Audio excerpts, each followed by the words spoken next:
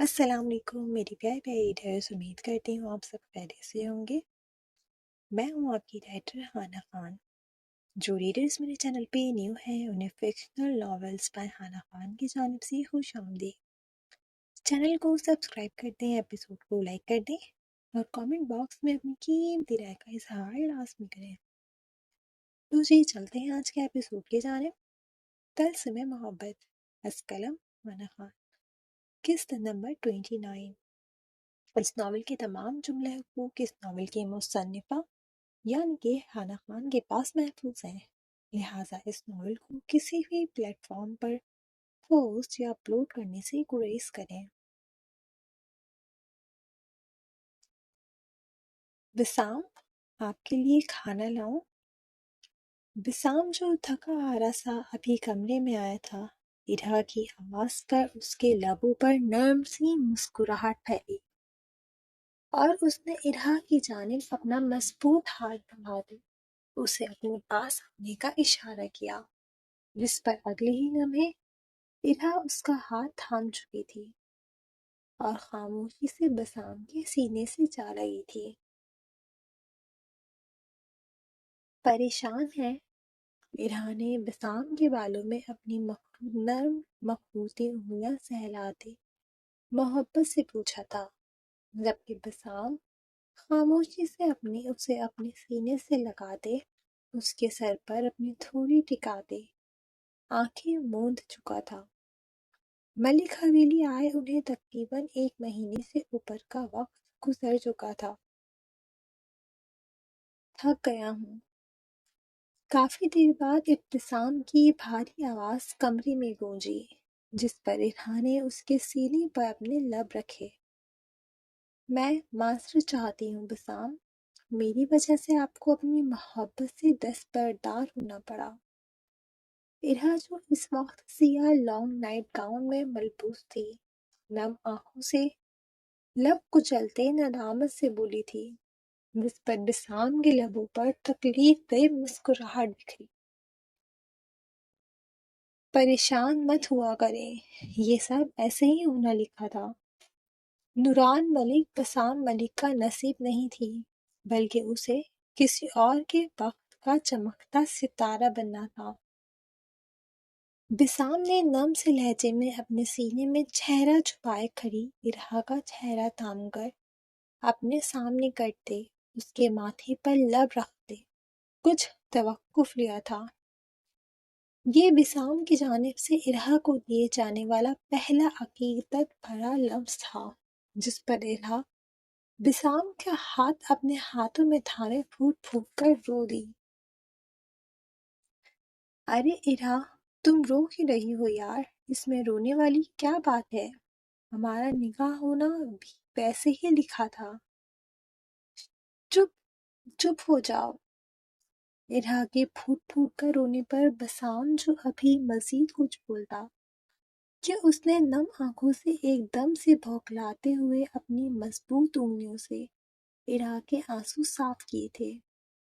میں خود غرض نکلی، میں خود غرض ہو گئی تھی بسام۔ مجھے اس وقت اس پوری دنیا میں آپ سے زیادہ کسی پر یقین نہیں تھا، یہاں تک کہ بدلے کی آنکھ میں پاگل ہوتی میری ماں اور بہن پر بھی نہیں۔ میں اپنی زندگی کسی بدلے کی نظر نہیں کرنا چاہتی تھی بسام۔ اگر میں ایسے ہی پاکستان آتی تو مجھے بھی وہی کرنا پڑتا جو میری بہن کر رہی تھی۔ میرے پاس آپ کے علاوہ کوئی محفوظ پناہ گاہ نہیں تھی بسام۔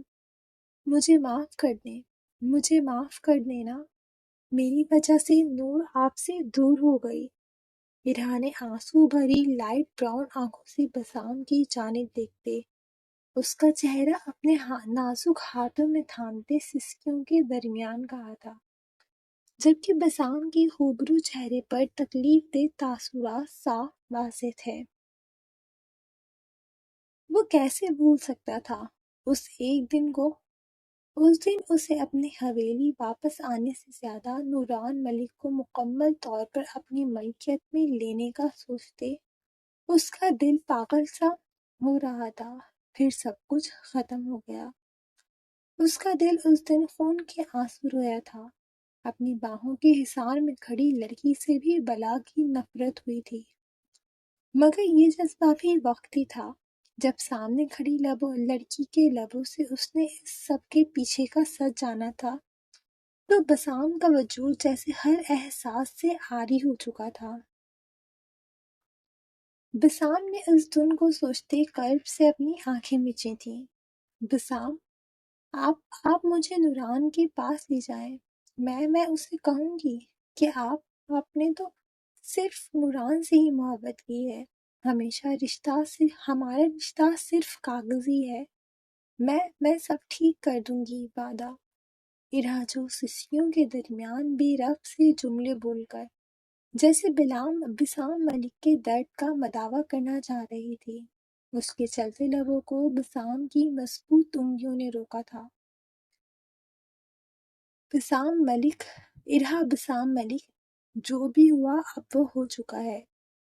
حقیقت یہ ہے کہ اب آپ کے نام کے ساتھ میرا نام لگتا ہے۔ اب آپ سردار بسام ملک کی بیگم کے نام سے جانے جاتی ہیں۔ اور خبردار، اگر اب آپ نے اس دن کا ذکر اپنے لبوں سے بھی نکالا، میں اس رشتے کو قبول کر چکا ہوں۔ جلد آپ کے حقوق کی ادائیگی بھی کر دوں گا۔ بس ایک بار کسی کا کیا گیا وہ احسان چکا دوں، پھر ہم اپنی زندگی کا آغاز کریں گے، جہاں آپ ہوں گی اور میں ہوں گا۔ ایک بار سب ٹھیک ہو جائے اور نوران ملک کو بھول جائیں، اب میں کبھی انہیں ہمارے بیچ نہیں لاؤں گا۔ بسام نے نرمی سے ارہا کی بند آنکھوں پر لب رکھتے سنجیدہ لہجے میں جیسے اسے باور کروایا تھا، جس پر ارہا نم سا مسکراتے اس کے سینے سے لگی تھی۔ دوسری طرف بسام نے گہری سانس لیتے اپنی آنکھیں مچتے ارہا کے گرد گرفت مضبوط کی تھی۔ دل تو سینے میں جیسے تڑپ سا اٹھا تھا اپنے ہی کہے گئے لفظوں پر، مگر یہ ضروری تھا۔ اس وقت خان حویلی کے سب مکین خلاف توقع ڈائننگ ٹیبل پر خاموشی سے بیٹھے ناشتے میں مصروف تھے، یا یہ کہہ لیں زندہ رہنے کے لیے ناشتہ کر رہے تھے۔ نہ جانے ایسی کیا بات تھی کہ یزدان خانزادہ بھی بظاہر تو پرسکون انداز میں بیٹھا ناشتہ کر رہا تھا، مگر اس کے مسلسل ہلتے پاؤں اس کی اضطرابی کیفیت کا پتہ دے رہے تھے۔ غازیان، شہروز، دائز اور زیان سمیت سب نئی جنریشن بھی وہاں موجود تھی۔ اذہان، شیان، ابتسام اور شاویز کو یزدان نے رات کے آخری پہر فون کر کے خان حویلی میں بلا لیا تھا، مگر کیوں؟ یہ بات سب کے ہی دماغ میں ہتھوڑے کی مانند بج رہی تھی۔ اذہان کی سرخ نظریں اپنے بابا جان کے چہرے پر ٹکی تھیں۔ اسے یزدان کا اس قدر پرسکون ہونا بری طرح کھٹک رہا تھا۔ یہی حال باقی سب کا تھا۔ سب پر ایک دائرانہ نظر ڈالتی قیام کی نظر اپنے برابر میں بیٹھے زاویان کے حشاش بشاش سے روبرو چہرے اور سرخ ہوتی آنکھوں پر ٹھہری۔ دل میں اس نے اپنے بھائی کی خوشحال زندگی کی نظر اتارتے آنکھیں چھوٹی کر کے باریک بینی سے پرانی عورتوں کی طرح اس کا جائزہ لیا، جس پر زاویان نے اس کی جانب دیکھتے مغروریت سے اپنی آنکھیں گھماتے سامنے ہی اپنا سرخ ہوتا چہرہ پوری طرح پلیٹ پر جھکائے عنایہ پہ ٹکائی تھیں، جو اس کے صبح اٹھنے سے پہلے کمرے سے فرار ہو چکی تھی اور اب بھی اس سے نظریں چرانے میں مصروف تھی۔ زاویان کے لبوں پر مسرور مگر دلکش سی مسکراہٹ بکھری، جبکہ کافی دیر سے اپنی سبز اور سرمئی امتزاج کی آنکھوں سے زاویان کا باریک بینی سے جائزہ لیتے قیان نے افسوس سے اپنے سے کچھ منٹ بڑے لالا کو دیکھتے منہ بنایا تھا۔ اس کا لالا تو بھائی بڑا ہی کوئی تیز نکلا تھا، جبکہ قیان کو اپنا آپ معصوم لگا تھا۔ زاویان سے نظریں ہٹاتے اس نے وفا کی جانب دیکھا تھا، جو سرخ رنگ کے دیدہ زیب قمیص شلوار میں سلیقے سے دوپٹہ لیے तैयार शयार सी बैठी उसके दिल के तार छेड़ते। उससे ही लापरवाह परिहान के साथ हंसने में मसरूफ थी। कयान ने गुस्से से उसे घूरा, फिर शरारती सा मुस्कुराते हुए दाइस की प्लेट में उसकी पसंदीदा लवाजमात से सजाती परेशान सी अबीरा की जानिब देखा। मोरे, कयान की संजीदा सी आवाज पर अबीरा समेत सभी लोग कयान की जानिब मुतवज्जो हुए। जी मेरा बेटा। कयान के पुकारने पर अबीरा ने निहायत ही मोहब्बत समोए लहजे में उसकी जानिब देखते जैसे उसके पुकारने की वजह जाननी चाहिए। खैर से अब मेरी शादी हो चुकी है। कयान ने आंखें घुमाते कॉलर उचकाते इस मगरूरियत से कहा कि सभी जो अपनी अपनी सोचों में गुम नाश्ता करने में मसरूफ थे हल्का सा मुस्कुरा दिए। उसने ऐसे ये बात कही थी जैसे कोई अनोखा काम किया हो। जबकि अबीरा ने मुस्कुराते हुए नफी में सर हिलाते बेचारगी से होंकों की तरह मुंह खोले कयान को तकती वफा की जानिब देखा। उन्हें अंदाजा हो चुका था कि कयान खानज़ादा आखिर क्या करने का इरादा रखता है। जबकि ज़ावियान ने भी कुछ हैरानगी से अपने खुराफाती दिमाग के हाविल भाई की जानिब देखा। तो बरखुदा आपने ऐसा कौन सा तीर मारा है शादी करके? दाइस ने कुछ संजीदगी से अपने अकल से पैदल और उसकी नजर में निकम्मे बेटे की जानिब देखते हुए कहा, जिस पर दाइस की जानिब से आते तंज पर जहां वफा सुर्ख होते चेहरे के साथ मुस्कुराहट सब करते चेहरा झुका चुकी थी। भाई उसे कयान नामी भला का रुख अपनी जानिब थोड़ी करना था। तो वहीं कयान ने नाराजगी से दाइस की जानिब देखा। मोरे, एक अच्छी बीवी कौन सी होती है? कयान ने शरारती आंखों को छोटा करके मुस्कुराहट जब्त करती वफा को देखते यूं पूछा जैसे उसे तो कुछ मालूम ही नहीं है। जबकि वफा ने चौंकते हुए कयान की जानिब देखा, जिसकी इंतकामी नजरें वफा पर ही टिकी थी। वफा ने रूहान सी शक्ल बनाते जैसे कयान को चुप रहने का इशारा किया। भाई बताएं नहीं सिखाएं कुछ अपनी बहुओं को। एक तो ये मोहतरमा बैठी मजे से नाश्ता कर रही हैं, ना शौहर की फिक्र और ना ससुराल वालों की। तौबा तौबा, कैसे दिन आ गए हैं भाई। बीजान बताती है कि बड़ी बीजान जब हयात थी तो बीजान खुद सबको खाना सर्व करती थी। बीजान से मुराद जरमीना बेगम है, जबकि बड़ी बीजान से मुराद सुरैया बेगम थी। उसके बाद ये जिम्मेदारी बड़ी मोरे, परी मोरे और आप लोगों ने संभाल ली। मगर देखें जरा इन लोगों को कैसे मजे से बैठकर खाना खा रही हैं। ये नहीं हो रहा कि अपनी सासू माँ की मदद कर दे। चलो सासू माँ को छोड़ो, शौहर को ही नाश्ता निकाल कर दे दें। कयान ने आंखें मटका मटका कर मिर्च मसाला लगाकर हुप्पी कुटनियों वाला काम अंजाम देने की पूरी कोशिश की थी, जिस पर सबने मुस्कुराहट दबाते कयान को सास बहू के दरमियान मजे से आग लगाते देखा था।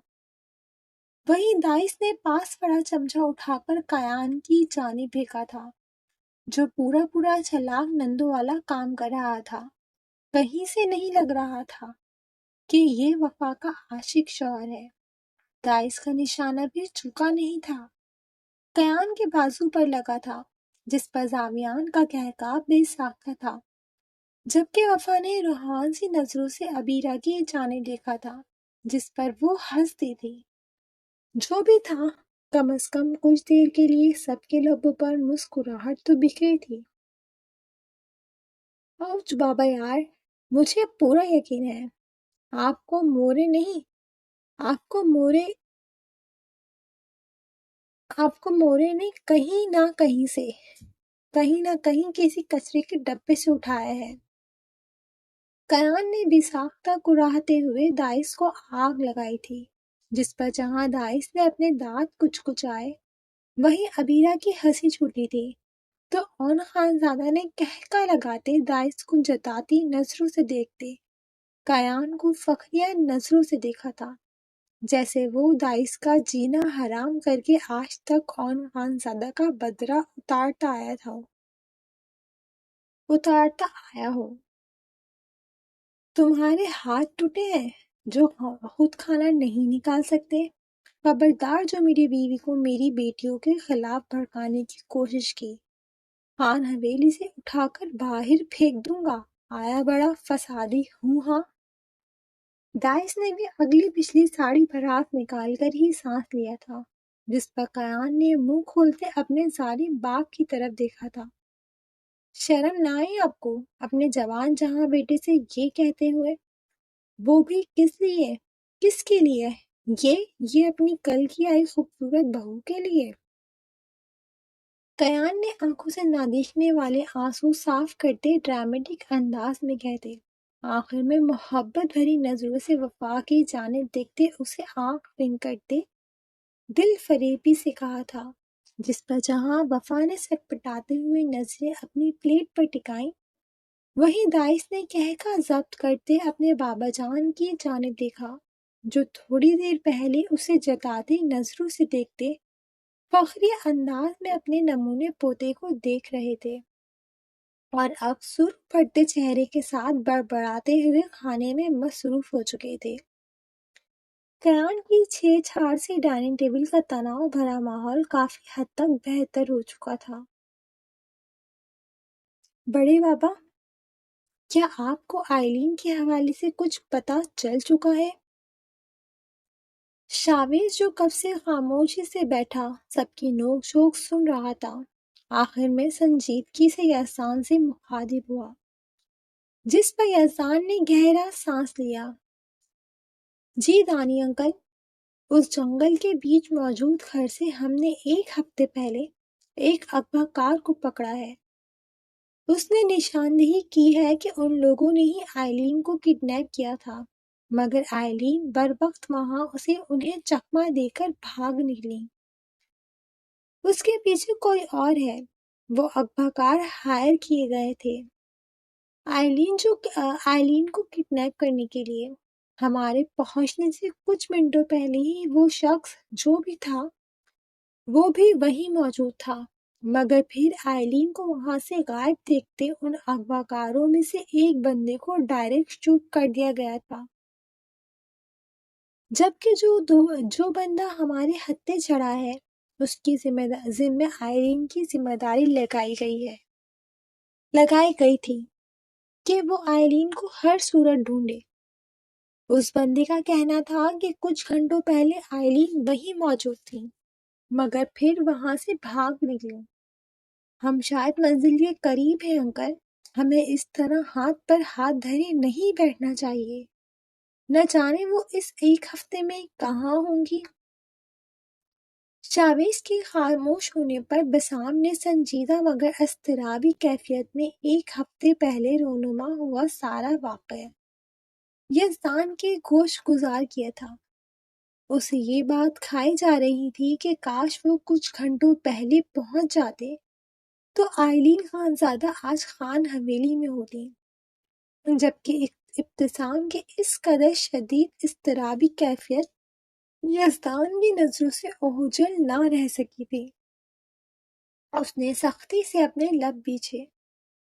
ابھی یزدان شاویز اور ابتسام کو ان کی بات کا جواب دیتا کہ داخلی دروازے سے سپاٹ چہرے سے اندر داخل ہوتے زریام کو دیکھتے اذہان نے تفکر بھری نظروں سے اس کی جانب دیکھا، جو 1 ہفتے پہلے کا واقعہ ابتسام سنا رہا تھا۔ اس میں شاویز اور ابتسام کے ساتھ اذہان اور شیان بھی موجود تھے۔ اذہان کی نظروں کے تعاقب میں سب کی ہی نظریں اس سمت اٹھی تھیں جہاں سے زریام تھکا ہارا سا داخل ہوا تھا۔ آنکھیں سرخ سی نیند پوری نہ ہونے کی چغلی کر رہی تھیں۔ زریام کو دیکھتے اون خانزادہ نے اپنے لب پیچھے۔ وہ جانتے تھے زریام نے آج کل اپنا مسکن ڈیری کو بنایا ہوا تھا۔ یہی حال غازیان کا بھی تھا۔ زریام اس ایک ہفتے میں بامشکل 1 یا 2 بار ہی خان حویلی آیا تھا، وہ بھی تب جب اسے بہت زیادہ ضرورت ہوتی۔ جبکہ ساتھ ہی انہوں نے زرمینہ بیگم کو اشارہ کیا تھا، جسے سمجھتے وہ پریحان کا سہارا لیے پہلے فلور کی جانب چل پڑی تھی۔ زریام خانزادہ، جب کھانا سامنے رکھا ہو تو کھانے کا احترام کرنا چاہیے، آ کر کھانا کھاؤ۔ زریام جو سب کو اگنور کرتا لمبے لمبے ڈھک بھرتا اوپر اپنے کمرے کی جانب جاتی سیڑھیوں کی جانب جا رہا تھا کہ اور خانزادے کی آواز پر اس کے قدم رکے تھے اور وہ تلخی سے ہنس دیا۔ داجی، اس وقت میری سوچنے سمجھنے کی صلاحیت مفلوج ہے، لہٰذا بہتر ہوگا کہ کوئی بھی مجھ سے مخاطب نہ ہو۔ زریام کے دو ٹوک لہجے میں کہے گئے لفظوں پر اون خانزادہ کا چہرہ سرخ ہوا تھا، مگر وہ بھی کہاں رکنے والے تھے۔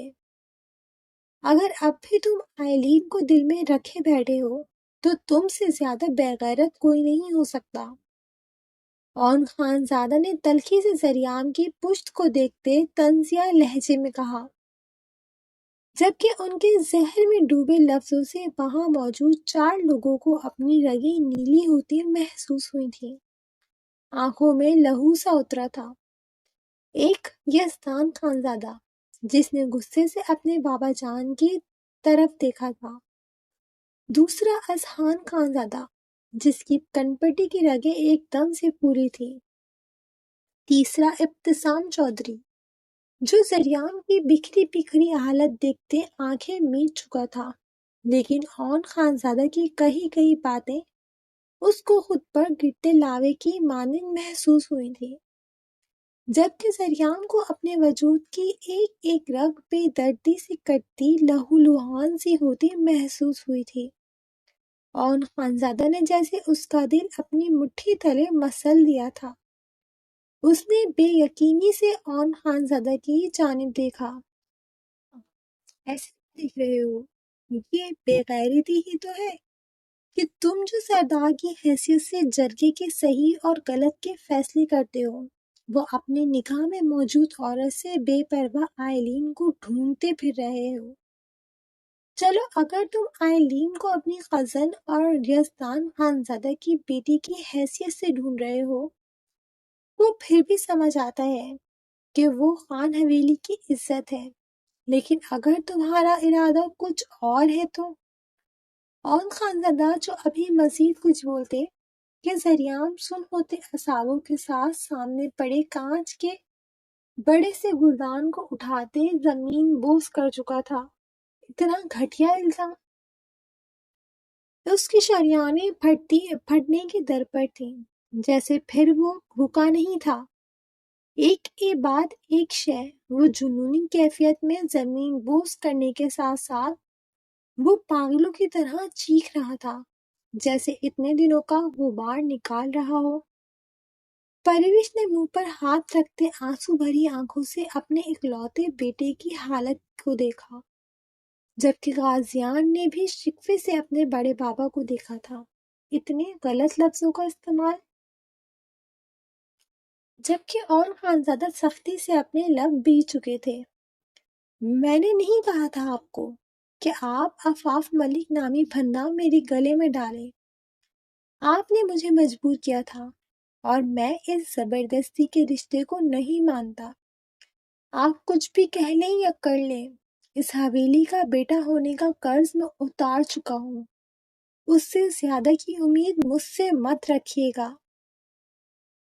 زریام خانزادے نے خون ادری آنکھوں سے دبے دبے لہجے میں گڑرا کر 2 ٹوک سے لہجے میں کہا، جبکہ احسان نے بے یقینی سے زریام کی جانب دیکھا۔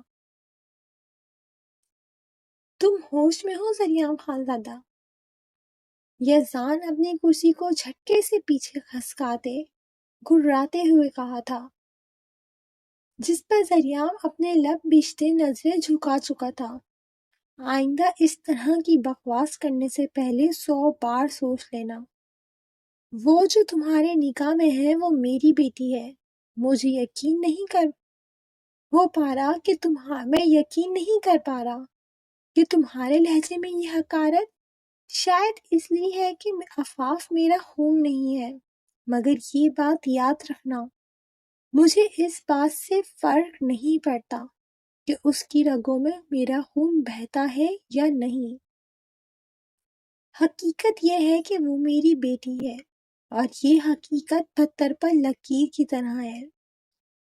تمہاری تکلیف، تمہارا درد میں سمجھ رہا ہوں، لیکن اگر اس پاگل پنے میں تم نے میرے جگر کے ٹکڑے کو تکلیف پہنچائی یا اس کی عزت نفس کو کچلا، تو باخدا میں بھول جاؤں گا کہ تم میرے لیے کتنے اہم ہو۔ اس وقت تمہارے سامنے ایک بیٹی کا باپ کھڑا ہوگا، اور یہ بات ذہن نشی کر لو کہ جب بھی تمہارے سامنے یزدان خانزادہ کھڑا ہوگا، ہار تمہارا مقدر بنے گی۔ یزدان کی شیر جیسی گراہٹ کے ساتھ ایک ایک لفظ چبا چبا کے بولنے، اور پھر اس کے ایک ہاتھ کی مضبوط شہادت کی انگلی کو اپنے سینے پر ٹھوکتے محسوس کرتے، ذریعام نے سرخ ہوتی نم آنکھوں کو اٹھاتے شکوے سے یزدان کی جانب دیکھا تھا، جو خود ذریعام کی سرخ نمی تیرتی آنکھوں میں اپنی خون اتری آنکھیں گاڑتے، ٹھوس لہجے میں جیسے اسے ایک ایک بات باور کرواتے اپنے لفظوں پر مہر لگا رہا تھا۔ یزدان کے لہجے پر ذریعام کی آنکھوں میں تکلیف سے کرچیاں سی چھپی تھیں، وہ جو عفاف کے ساتھ ایک ہفتے پہلے کیے جانے والے سلوک پر نادم سا تھا۔ پہلے اون خانزادہ اور اب یزدان کے الفاظوں پر، جیسے دل کے کونے میں کہیں ندامت کے باعث عفاف کے لیے بنتے نرم گوشے پر نفرت کی مضبوط سلح رکھ دی گئی تھی۔ ہر رشتے سے بھروسہ اٹھ سا چکا تھا۔ ذریعام ہنس دیا، کہکا لگا کر، اتنی زور سے کہ خان حویلی کی ہر دیوار نے وحشت زدہ نظروں سے اس منظر کو دیکھا تھا، اور پھر وہ سبز آنکھوں پر اپنے مضبوط ہاتھ رکھتے نفی میں سر ہلاتے کہکا لگاتے ہوئے سیڑھیوں کی جانب بڑھ چکا تھا۔ یہ لوگ خود اسے کچھ غلط کرنے پر جیسے اکسا رہے تھے، جبکہ یزدان نے نم ہوتی سرمئی آنکھوں سے لمبے لمبے ڈھک پڑتے سیڑھیاں چلتے ذریعام کی پشت کو دیکھا تھا۔ وہ آج بھی یزدان کے سامنے خاموش ہو چکا تھا۔ پھر یزدان ایک جھٹکے سے اون خانزادہ کی جانب مڑا، آنکھیں سرخ انگارہ تھیں۔ بابا جان، پہلی اور آخری بار کہہ رہا ہوں، آپ اب ذریعام، عفاف اور آئلین کے بیچ مداخلت نہیں کریں گے۔ میری اولاد کے فیصلے کرنے کے لیے میں ہوں۔ آپ نے ایک فیصلہ جذبات میں آ کر کیا، اس کا نتیجہ ہم سب کے سامنے ہے، مگر مزید نہیں۔ اگر اب آپ میری بیٹیوں کے معاملے میں بولے تو میں اس حویلی کو چھوڑ دوں گا۔ میرے لیے میری اولاد کا سکون سے زیادہ کوئی چیز اہمیت نہیں رکھتی، اور نہ ہی اب آپ ذریعام اور عفاف کے معاملے میں بولیں گے۔ یزدان خانزادہ کے دو ٹوک لہجے پر اون خانزادہ نے اپنے لب بیچے۔ یہ دن بھی دیکھنا رہ گیا تھا کہ ان کی فرمانبردار اولاد اپنی اولاد کے لیے ان کے سامنے کھڑی ہوتی۔ ابھی تم لوگوں کو میرا فیصلہ غلط لگ رہا ہے، مگر جلد تم لوگوں کو اندازہ ہوگا کہ میں نے صحیح فیصلہ لیا ہے۔ اون خانزادہ نم سی مسکراہٹ کے ساتھ یزدان کا کندھا تھپ تھپاتے اپنے کمرے کی جانب بڑھ گئے تھے۔ ذریعام سے زیادہ ان کو یزدان کے لہجے نے تکلیف پہنچائی تھی، جبکہ یزدان بھی لب بچتے مردانے کی سمت جا چکا تھا۔ اکثر ہمارے بڑے بزرگ اپنی عزت، اپنی دی ہوئی زبان اور انا کی خاطر کچھ ایسے فیصلے لے لیتے ہیں جو بچوں کی زندگی کو برباد کرنے کے در پر ہوتے ہیں۔ ایک ایسا ہی فیصلہ اون خانزادہ نے لیا تھا، اکثر ماں باپ اپنے بڑوں کا مان رکھنے کے لیے بچوں کی زندگی سے سمجھوتا کر جاتے ہیں کہ آگے جو ہوگا دیکھا جائے گا، جیسے یزدان خانزادہ نے کیا تھا۔ اب دیکھنا یہ تھا کہ اون خانزادہ کا فیصلہ ذریعام اور عفاف کی زندگی کو کس موڑ پر لے جانے والا تھا۔ کیا ان کا رشتہ ذریعام خانزادہ کی ضد اور انا کی نظر ہو جانا تھا، یا پھر انہیں آباد ہونا تھا؟ اب یہ تو وقت نے ہی بتانا تھا۔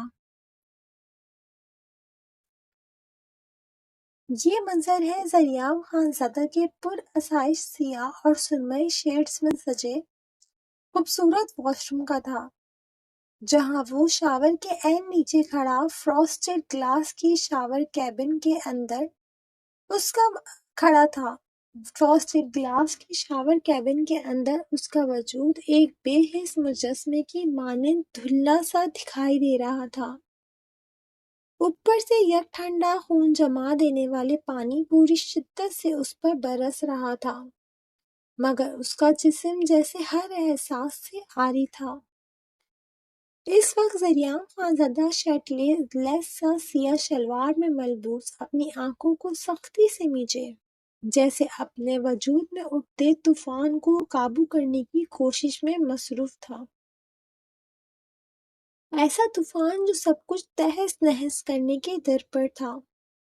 اس کے دونوں مضبوط ہاتھ ماربل کی دیوار پر مضبوطی سے ٹکے ہوئے تھے، جن کی ابھرتی ہوئی نیلی رگیں اس کے شدید غصے کا پتہ دے رہی تھیں۔ اس وقت وہ سر جھکائے جیسے بے حس سا خاموش کھڑا تھا، جبکہ کانوں میں اون خانزادہ کے کچھ دیر پہلے بولے گئے جملے تیزاب کی مانند گرتے محسوس ہو رہے تھے۔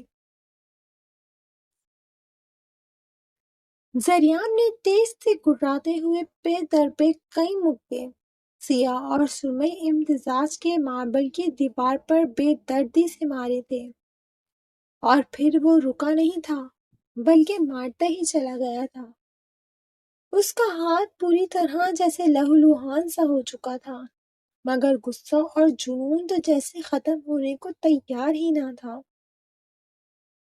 کیا میں اتنا بے اعتبار ہوں؟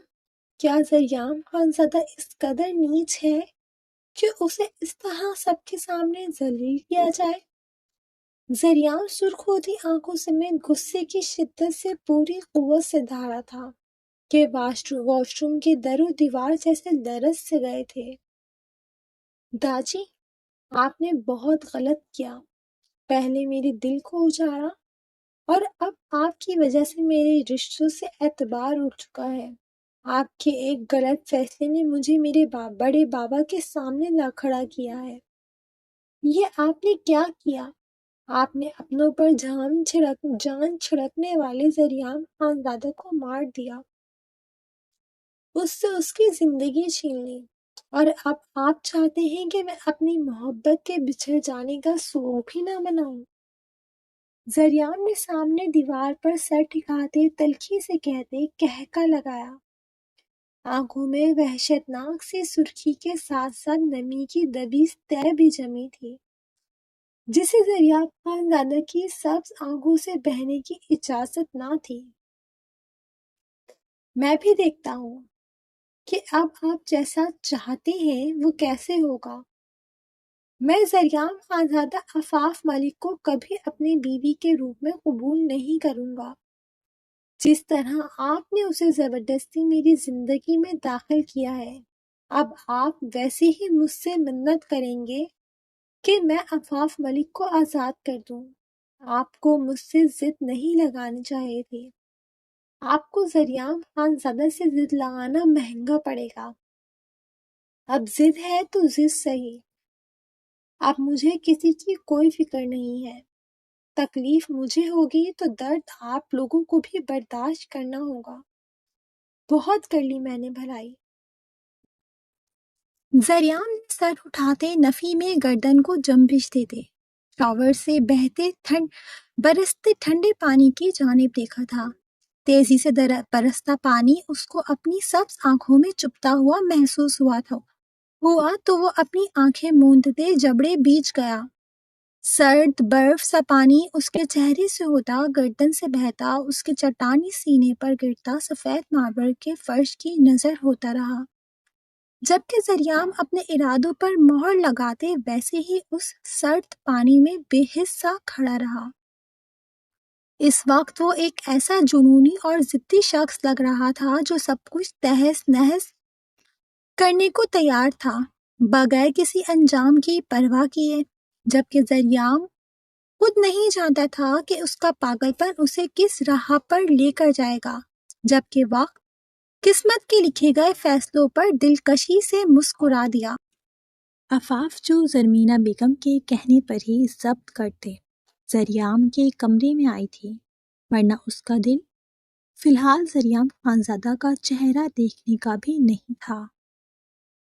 جتنی بے عزتی ایک ہفتے پہلے ذریعام خانزادہ نے اس کی تھی، اس کے بعد سب کے لاکھ کہنے کے باوجود بھی عفاف نے ذریعام کے کمرے میں قدم نہیں رکھا تھا۔ مگر آج زرمینہ بیگم کے یہ کہنے بلکہ التجا کرنے پر کہ اب جو بھی ہو وہ ذریعام کی بیوی ہے، اسے ذریعام کا کام اپنے ہاتھ سے کرنا ہی پڑیں گے، تو وہ خاموشی سے اٹھ کر ذریعام کے کمرے کی جانب چل پڑی تھی۔ ہر لڑکی کی طرح وہ بھی مزید اپنے آپ کا تماشا نہیں بنانا چاہتی تھی۔ جیسا چل رہا تھا چلتا رہتا، بس ایک بار آئلین مل جاتی تو وہ خود خانہ ویلی کی طرف دوبارہ رخ بھی نہ کرتی۔ بس یہی وجہ تھی کہ وہ فی الحال خاموشی اختیار کر چکی تھی۔ ویسے بھی خانہ ویلی میں سبھی پریشان تھے، وہ مزید کسی کو اپنی وجہ سے پریشان نہیں کرنا چاہتی تھی۔ زرمینہ بیگم نیچے ہوئے تماشے سے یکسر انجان تھیں، ورنہ خود زرمینہ بیگم اس بھپرے شیر کے پاس جان پوچھ کر عفاف کو کبھی نہ بھیجتی۔ وہ خود جانتی تھیں کہ ذریعام کو ویسے تو غصہ کم آتا تھا، مگر جب آتا تھا تب نہ تو اس کی زبان قابو میں رہتی تھی نہ ہی ہاتھ۔ یہ عادت اسے اپنے باپ غازیان خانزادہ سے ملی تھی، اور جو کچھ دیر پہلے نیچے ہو چکا تھا وہ تو ناقابل برداشت تھا۔ عفاف نے نیچے ہوئے تماشے سے انجان پہلے ذریعام کے کمرے کا دروازہ نوک کیا۔ اگر وہ نہیں کھولتا تو اچھا ہی تھا، سارا الزام ذریعام خانزادہ پر ہی آتا۔ عفاف نے منہ بناتے ایک بار پھر دروازہ کھٹکھٹایا، لیکن اس بار بھی جواب نادر تھا۔ عفاف نے گہرا سانس لیتے دروازے کو آہستہ سے دھکیلا۔ اگلے ہی لمحے دروازہ کھلتا چلا گیا تھا۔ عفاف نے پہلے ہلکا سا اندر جھانکتے جیسے ذریعام کی موجودگی کا اندازہ لگانا چاہا، پھر پرسکون سانس لیتے کمرے میں داخل ہوئی۔ دروازہ احتیاطاً کھلا ہی رکھا تھا۔ لگتا ہے واش روم میں ہے۔ اچھا ہے عفاف، کپڑے نکال کر بیڈ پر رکھ اور خاموشی سے چلتی بن۔ فی الحال اس شخص کا میں چہرہ بھی نہیں دیکھنا چاہتی، ورنہ اب کی بار کچھ الٹا سیدھا بولا تو میں ان کا منہ نوچ لوں گی۔ عفاف نے غصے میں بھی تہذیب کا دامن تھاما رکھا تھا۔ واش روم سے آتی پانی کی آواز پر عفاف نے خود سے مخاطب ہوتے اپنے قدم تیزی سے ذریعام کے بڑے سے کلوزٹ کی جانب بڑھائے، جس میں اس کے ہر قسم کے کپڑے لٹکے تھے اور بڑے سلیقے سے رکھے تھے، جو صاف ذریعام کی نفاست پسند طبیعت کا منہ بولتا ثبوت تھا۔ ایک طرف ترتیب سے ہینگ ہوئے شلوار قمیض لٹکے تھے، تو ایک طرف الگ الگ رنگ کی شال، تو ایک طرف کیجول ڈریسز۔ ایسے ہی پورا کلوزٹ ذریعام کے بے تحاشا کپڑوں سے بھرا پڑا تھا، ساتھ ہی بیش قیمتی گھڑیاں، پرفیوم اور نہ جانے کیا کیا رکھا تھا۔ اللہ اللہ، یہ تو ہم لڑکیوں سے بھی 4 ہاتھ آگے ہیں۔ اتنی چیزیں، اف! عفاف نے تو جیسے پہلی بار کسی لڑکے کی کلوزٹ دیکھی تھی اور اس میں موجود اتنا سامان دیکھتے اسے حیرت ہوئی تھی۔ اس کی نظر میں تو لڑکوں کی اتنی زیادہ ایسیسریز ہوتی ہی نہیں تھی۔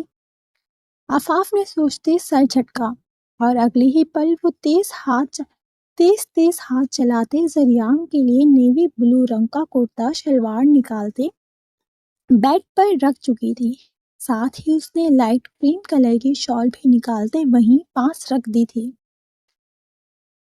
ہو ہاں، باقی سامان لاٹ صاحب خود نکال لیں گے۔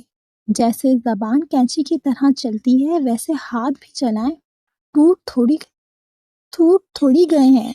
عفاف نے منہ بناتے ایک آخری تنقیدی نگاہ ڈالتے زریام کے کمرے میں ڈالتے مڑتی ابھی دروازے کی جانب بڑھی ہی تھی کہ اس سے پہلے وہ دروازے کی جانب بڑھتی کہ زریام جو ٹراؤزر تبدیل کرتے گلے میں ٹاول ڈالتے واش روم سے نکلنے ہی والا تھا، اپنے کمرے میں کھٹ پٹ کی آواز سنتے تیزی سے باہر آیا تھا، اور جس وجود کا چہرہ وہ اس وقت دیکھنا بھی نہیں چاہتا تھا اس کا ہی چہرہ دیکھتے اس نے ضبط سے اپنی سرخ ہوتی آنکھیں میچی تھیں۔ مٹھیوں کی کڑکڑاہٹ دروازے کی جانب مڑتی عفاف نے صاف محسوس کی تھی، اور بغیر زریام کی جانب دیکھے وہ تیزی سے دروازے کی جانب بڑھ گئی۔ اس سے پہلے وہ دروازے سے باہر نکلتی کہ زریام لمبے ڈھک بڑھتا ایک جھٹکے میں اس کی جانب بڑھتے اس کا بازو سختی سے تھامے ایک جھٹکے میں کمرے میں کھینچتے دروازہ ٹھک کی آواز سے بند کر چکا تھا۔ زریام کی اس حرکت پر عفاف کو اپنا وجود سن ہوتا محسوس ہوا تھا، چہرہ لمحوں میں سفید ہوا تھا، جیسے اسے زریام سے اس حرکت کی امید نہیں تھی، وہ جو ابھی زریام کا منہ توڑنے کی باتیں کر رہی تھی۔ زریام کی اس حرکت پر اس کے جیسے حواس سلب ہو چکے تھے۔ اس نے ہوائیاں اڑاتے چہرے کے ساتھ اپنے سامنے چٹان کی مانند شرٹ لیس کھڑے زریام خانزادہ کو دیکھا، جس کی آنکھیں لال انگارہ تھیں جبکہ چہرے پر چٹان جیسی سختی تھی۔ لیکن عفاف کے ہوائیاں اڑتے چہرے کو دیکھ کر زریام کے لبوں پر طنزیہ سی مسکراہٹ بکھری تھی۔ آخر کیا کرنا چاہتا ہے زریام؟ کیا واقعی زریام اپنی انا اور ضد میں کر دے گا اپنی اور عفاف کی زندگی برباد؟ کیا واقعی ان خانزادہ کے لیے گئے فیصلے پر انہیں ہوگا پچھتاوا؟ کیا واقعی آنے والا ہے زریام اور یزدان ایک دوسرے کے آمنے سامنے؟ کیوں ہے یزدان اتنا پرسکون؟ کیا مل چکا ہے اسے آئلین کا پتہ؟ کیا یزدان جان پائے گا آئلین اور ابتسام کے دل کا حال؟ سوال ڈھیروں مگر جواب کیا ہونے والا ہے آگے؟ یہ جاننے کے لیے جڑے رہیں طلسم محبت سے۔ امید کرتی ہوں آج کی ایپیسوڈ بھی آپ سب کو پسند آئی ہوگی۔ چینل کو سبسکرائب کر دیں، ایپیسوڈ کو لائک کر دیں اور کامنٹ باکس میں اپنی قیمتی رائے کا اظہار لازمی کریں۔ اب آپ سے ملاقات ہوگی اگلے ایپیسوڈ کے ساتھ۔ تب تک کے لیے خوش رہیں، آباد رہیں، ہنستے مسکراتے رہیں اور اپنی رائٹر کو دعاؤں میں یاد رکھیں۔ اللہ حافظ۔